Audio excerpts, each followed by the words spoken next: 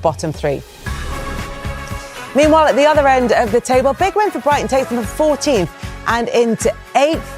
Aston Villa move into second place ahead of Manchester City, who play tomorrow, and Arsenal now 6 points clear of Aston Villa, 7 points clear of Manchester City.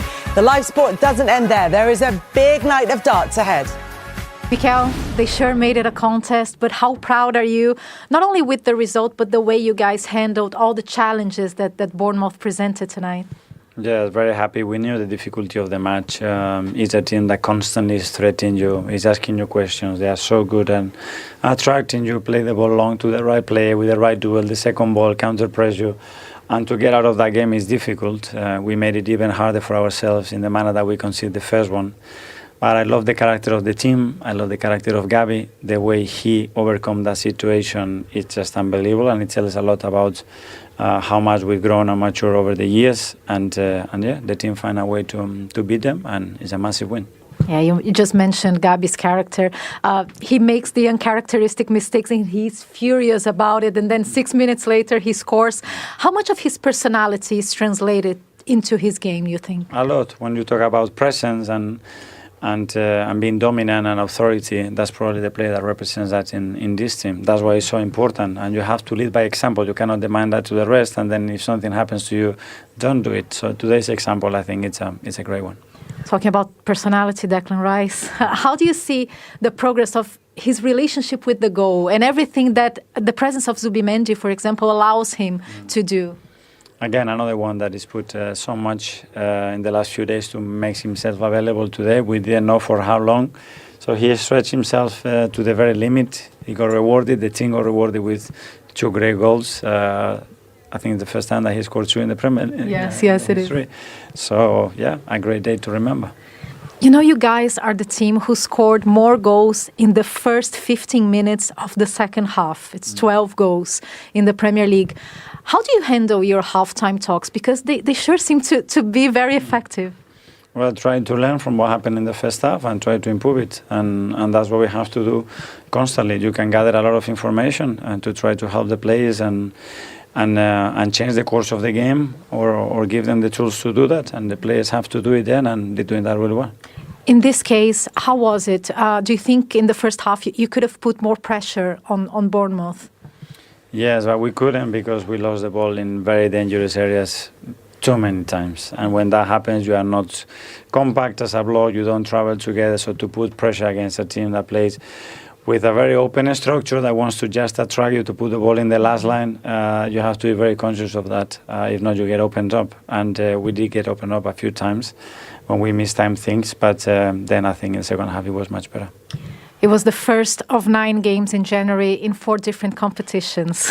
It's going to be a long month, but fans will be hopeful and excited, especially when you look at the quality of this squad. So how much confidence do you take when you look at this squad, you look at your finishers, you look at the starting 11, how much confidence does it give you for this run? Yes, a lot. I think, first of all, we need to understand the effort that they are doing because it's what we have in January, but what we had in November and December as well. So it doesn't matter. You see the decide. You see how they celebrate every action, to how much they want it, and that's the energy that we're going to need.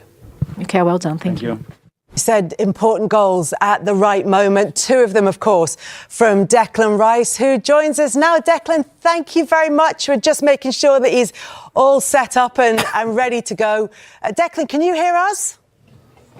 Wait, say that again because I lost the connection. Can you hear us? Can you hear us loud and clear? I can hear you now. All working. Yeah. We're just saying congratulations on the victory, first of all.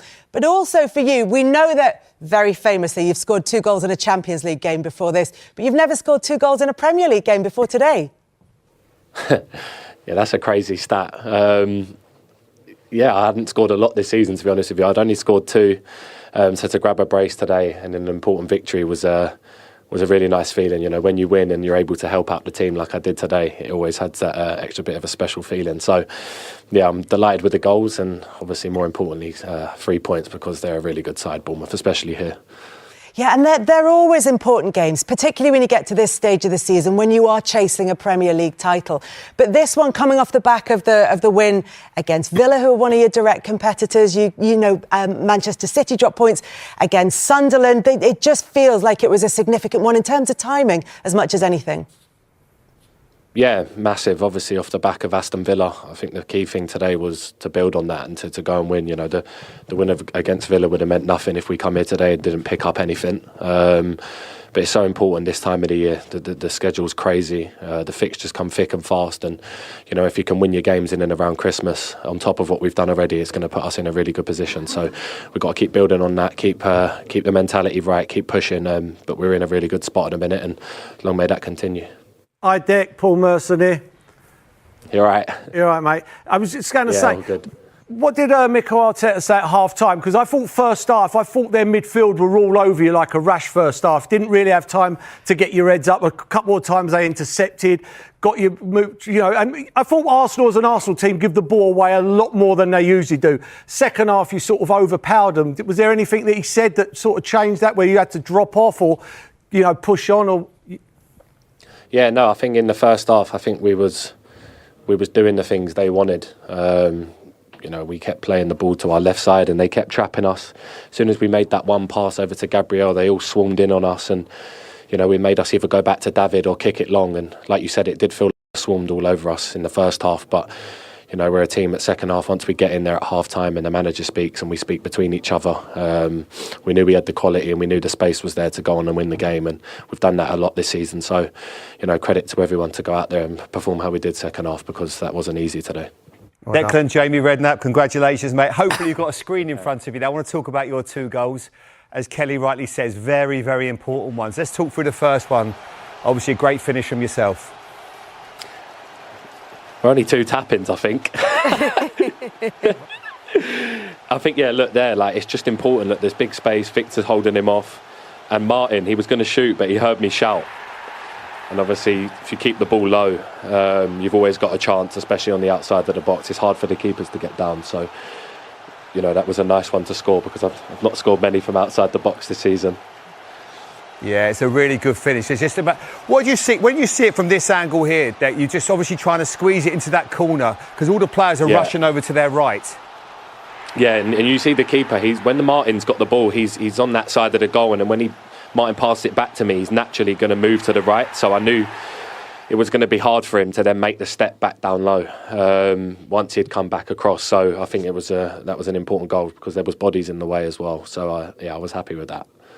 And the next one, obviously, this is the winning goal. Deck, talk us through this one, because obviously Bukayo Saka's now on the pitch. He gives you so much going from that area. You make a sort of a late run again. You played the ball out wide to him. You're just sort of drifting into the box here. Yeah, quick free kick, quick thinking. Don't let him get set. Let B be 1v1. Martin, great pass, and again, give B that shout. And I think that zone's always so important to occupy. You see so many midfielders score goals from that position.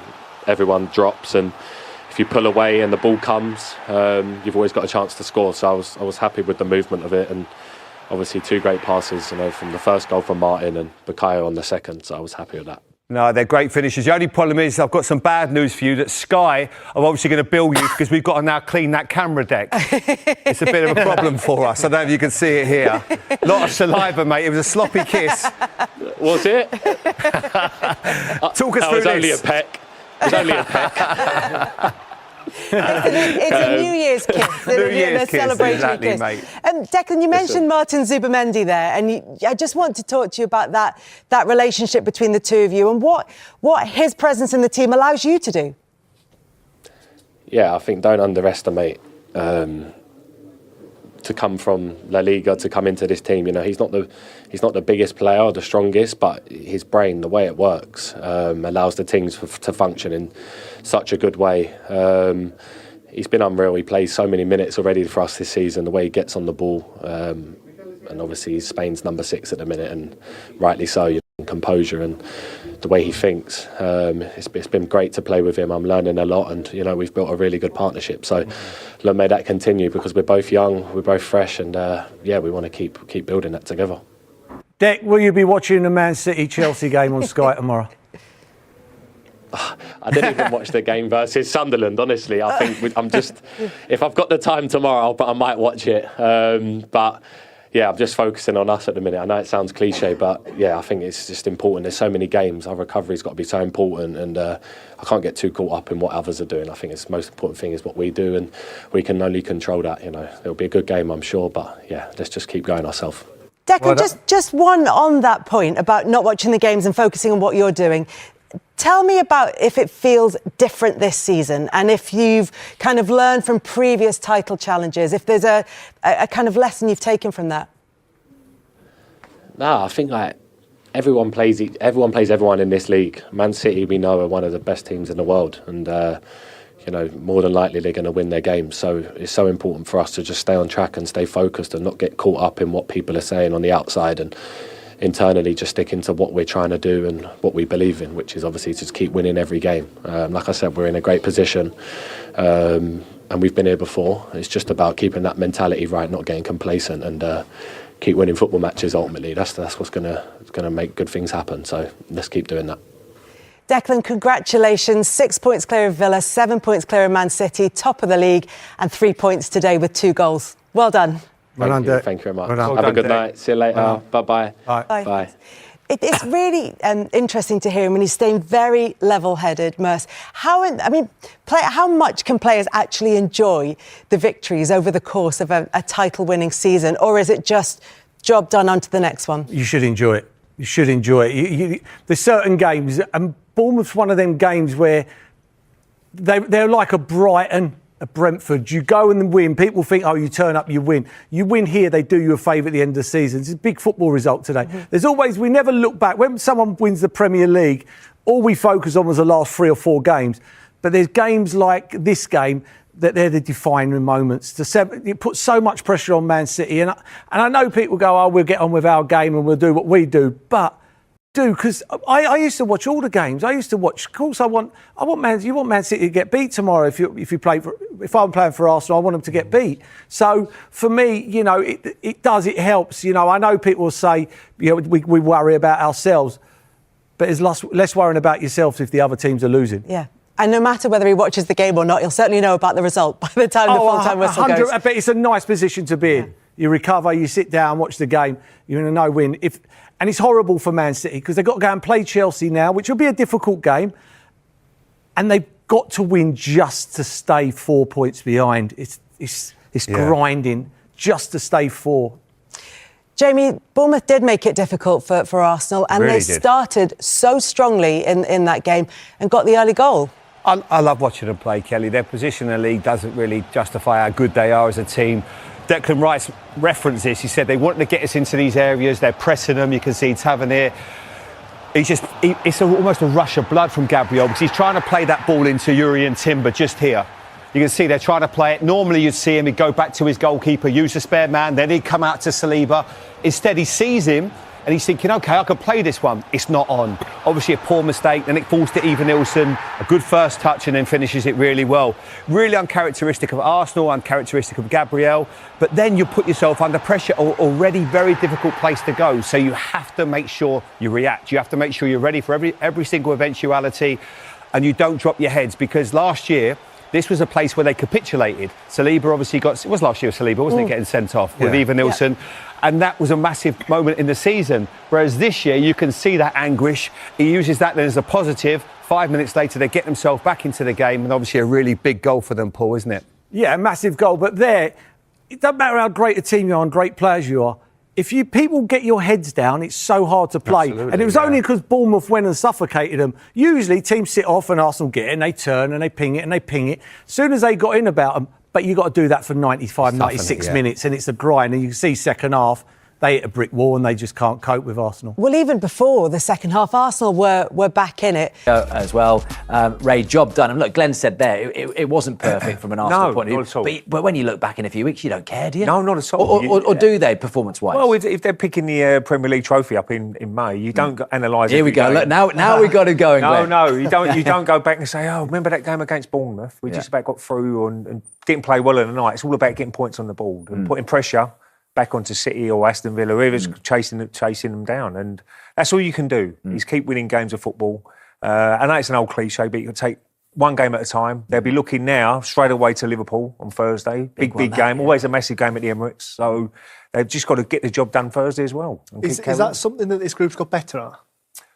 Sometimes they can probably get better at seeing games out, like you said earlier, Glenn. I mean, at times you've got to play it in the corner and get a throw, give them a throw in, and with 2 or 3 minutes to go, they seem to invite pressure onto them, like the end. You know, Semenyo nearly had an opportunity to whip the ball back into the box again. So they've got to probably see that out a little bit better, but they've certainly got improved on it. Well, you made that reference when we were watching, Ray, didn't you? You know, when we were just watching 20 minutes or so ago, that, you know, the team that you were in, the Invincibles and the Arsenal teams under Wenger, they had that ability, that knack just to calm things down, to take a breath. But they've got the leaders in the team. It just sometimes feels a bit frantic, you know, when you're 2 goals up. Yeah, it's up to organisation, get everyone behind the ball. Sometimes turn the fullback and push up as a team. You know, all these little waste time for 2 or 3 minutes. You know, and the clock's ticking. And that sees the game out and it gets you the 3 points. And they do invite pressure on at times, and they can probably improve that. But they've certainly got better at it. I still think they're not the complete package yet by doing that. But certainly today they'll be relieved because Bournemouth did have a go. I was a little bit worried towards the last 10 minutes, thinking, will they get the equaliser? But they see it out and got 3-2, and that's another big 3 points for us. And Glenn, in terms of the reaction from that Aston Villa defeat, it's 5 wins on the spin in the Premier League. You can't ask for more than that in terms of resilience and how you come back from adversity. Yeah, massive. The way they've bounced back. I think when you give it context, the last few years where they've kind of blew up at stages in the season, everyone thought, is this going to be the point? But they've come back extremely strong, and I think they're better for those last couple of years. That experience as a group, and for me, since that Aston Villa game, and obviously the game before this, we talk about performances, don't we? Sometimes you might not need a performance at Bournemouth, you just need to get a win, whereas last week that was the performance against Aston Villa, wasn't it? Certainly second half, they really upped the tempo. If I'm being honest, Villa had a couple of really good chances in that first half to get the opening goal, which could be vital in any game. But again, today they conceded early, which was a bad mistake from Gabriel. He'd be the first one to admit that, but they showed a bit of resilience and come back, because Bournemouth, on their day, can be very hard to beat at the Vitality. How much more room do you think they've got to actually fully click? Because that's worrying for Manchester City. You could say City haven't fully clicked as well, but they do have more gears in them, don't they, Arsenal? Absolutely, but this time of year, you don't do a lot of training. You know, a lot of it's just ticking over. You're recovering for the next game because they come thick and fast. So Mikel Arteta won't be out on the training field doing drills, and that's where Gyökeres maybe he's missing out a little bit, because they can't do a lot of pattern play and all that sort of stuff and see when they're going to whip the balls in.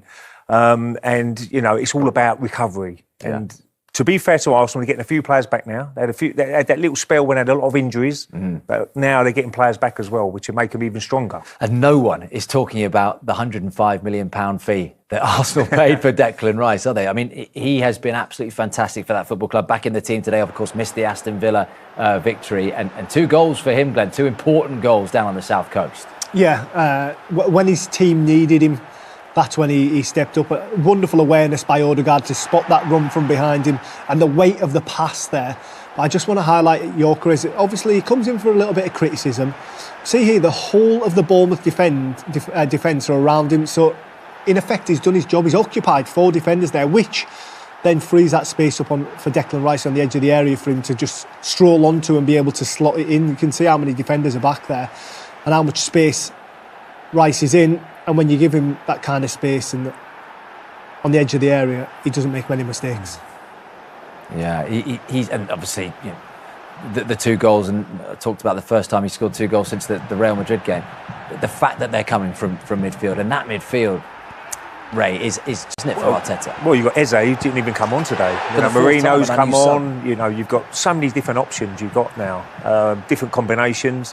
What Zubamendi's done so well since he's been at the club is that he's released Declan Rice to get in positions like he is there. Because before he come in, Zubamendi, it was Declan Rice who's probably playing that quite a deep midfield role. But now he's got the licence to get forward, which he should do, because he's a box-to-box player, Declan Rice, but like the old school players that used to be in central midfield. But really pleased for Declan, because he's been an absolute brilliant signing. And as I said before, he's done the business on the pitch, but off the pitch as well, he's been amazing to a lot of players and a lot of young players as well. So huge credit to him. And that's when it looked pretty comfortable, didn't it? Very comfortable. At 3-1 up. The Krupi goal changed things a little bit, didn't it, in terms of the nerves from an Arsenal point of view? Yeah, listen, I think Arsenal have got that kind of swagger and arrogance that they're happy to go toe-to-toe with teams like Bournemouth. And you said about shutting up shop, didn't you, Ray? But they believe that they're better, I think, this group. And when you get a look at this, you can't really pick much out of it from an Arsenal point of view, I don't think. I think it's you got to hold your hands up sometimes. It's a wonderful strike from 25 yards, and sometimes you just can't do anything about it. Harsh to question the keeper here. I think he's a little bit blocked out. If you look at it in slow motion, look, the ball's come in. There's a couple of players there. He just goes. Look, it looks like he's going to go to the left, and then he changes his mind quickly, goes to the right, and the pace. The pace on the ball is very, very good and a great strike. He looks a player, by the way, just from a Bournemouth point of view. Krupi, 6th Premier League goal, 19 years old. You know, maybe losing someone like Semenyo, and these are the kind of people that can step up amongst the goals. Yeah, definitely. I think when you look at Bournemouth, they've had good recruitment for many years now, because obviously they are that type of club that need to sell people to survive in the Premier League, and sometimes you've got to let people go, like your Semenyos, your Howsons, people like that, Kirkes. So you need to have that kind of that stream of new talent coming in all the time, and I think Krupi could be one of them. How worried would you be if you're a Bournemouth fan right now in terms of the drop-off? And obviously the losing the players, which they've got used to, and they've got a long time in the window. I think the facts with this Semenyo deal are that in sort of 6-7 days' time, the clause disappears, which is to encourage him to leave early in the window so then they can get their option in. And they would have identified replacements already, surely. Yeah. Definitely, especially when the clause is in there, so they know how much money they're going to be getting from the deal. It's not kind of a blind one, so to speak. So they'll be well aware, and they'll have had their eyes on certain players for many, many months, because they're not stupid. They understand that Semenyo and the likes are going to leave the football club at some point. So yeah, it's about how they reinvest that and make that squad strong. But I think looking at that game today, sometimes you hold your hands up, that they lost the game. Plenty of positives for Iraola to take out of it. Yeah, and plenty of positives, of course, from an Arsenal point of view. Let's get some Arsenal reaction down at the Vitality Stadium. Here's Noni Madueke. Noni, that's 7 successive wins in all competitions. What was said in the dressing room after that? Because it got tense in those final moments, but a massive victory for you to go so far ahead in the league. Yeah, no, credit to ourselves. Everyone knows it's such a tough place to come to. They're a very, very good team, strong at home, and yeah, we're just really happy that we got the win and we keep the momentum going. We've got some tough games coming up, a really long month with a lot of fixtures, so we just want to keep the momentum going for sure. We found out that Big Gabby might just be human today. Bit of an error. How nice to then set him up with a beautiful run for redemption. It was a lovely move from you. Yeah, no, to be fair, all credit to him, he didn't let that early slip phase him. It happens to everyone. Everyone makes errors, especially at the highest level. So I was delighted that he finished it. He finished it like a striker as well. So really good from him. He did react very well, Gabriel, didn't he, to the mistake? And it's not often we see him making mistakes. I mentioned it at half-time, but it's only the first time in 3 years that he's made a mistake which has led to a goal, Gabriel. But it's very unlike him, Ray. It's an awful mistake, it really is. And he'd be looking back saying, what was I thinking? Because I don't think you can get this pass across to Saliba. How far is away? Look, you can't, he's not even in the picture there. And he straight away, as soon as he sort of come off his heel a little bit as well. Whether he's looking for someone in front of him, but it's an awful mistake. And he'll be the first to admit that. But you've got to show a bit of character. As a player, everybody makes mistakes, but it's how you respond to the mistake is the most important thing. So to go up the other end and get his goal, very pleased for him, because he would have been kicking himself if they'd lost the game. That journey on the way home from Bournemouth wouldn't have been very nice for the other lads and himself going home. So I'm pleased for him. But well, I don't know what it's like for you boys being on the pitch. If you ever made a howler like that or missed a sitter or something, but your heart must be absolutely racing. But this was the recovery, and it was quick. 5 minutes, 18 seconds later, he makes it all square, Glenn. Yeah, and you can see with the celebration what it means, because he knows that he owes his teammates one, and he makes absolutely no mistake when it gets there. I think Semenyo could probably close down a little bit quicker here. Really too easy for him to go past. You don't want Madueke going to the byline. Trufa, I'm not sure what Trufa is. He just turns his back, doesn't even stick out a leg. Really, really poor defending. And because that overload at the front post, eventually Gabriel finds himself at the back post with a little bit of space. Still got a lot to do when it gets to him. Doesn't fall very nicely for him. Has to react. Really good purchase, really good goal, just to slide it in that near post.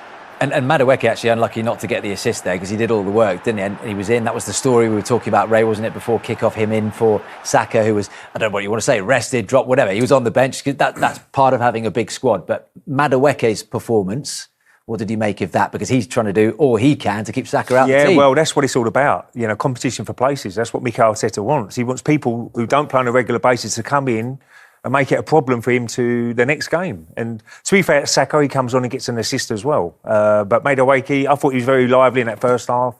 You know, he always wanted the ball, and he's a little bit more direct than Saka. Saka, you probably know roughly what you're going to be doing. He always cuts back on his left foot, but Madueke can go both ways. So, you know, I was impressed with him today. Yeah, well, let's get some more Arsenal reaction, shall we? Because delighted to be joined by the Arsenal captain, Martin Odegaard, live on Premier League Live. Martin, good to speak to you. We've got your older Arsenal friend here, Mr. Ray Parlour. Glenn Murray's in the studio as well. Congratulations. Look, a huge 3 points there.